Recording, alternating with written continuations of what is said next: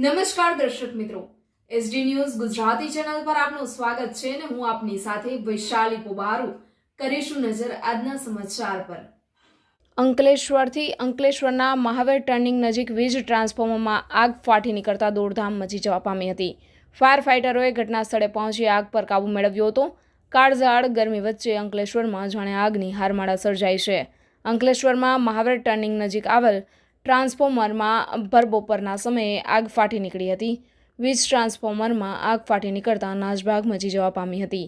આ અંગેની જાણ થતાં જ ફાયર ફાઇટરો ઘટના સ્થળે દોડી આવ્યા હતા અને આગ પર કાબૂ મેળવ્યો હતો। વીજ ટ્રાન્સફોર્મરમાં આગના પગલે આસપાસના વિસ્તારમાં વીજ પુરવઠો ખોરવાયો હતો। વીજ કંપનીના કર્મચારીઓ દોડી આવી તાત્કાલિક સમારકામ હાથ ધરી વીજ પુરવઠા કાર્યરત કર્યો હતો। Reporter Jayesh Prajapati, SD news Gujarati, Ankleshwar.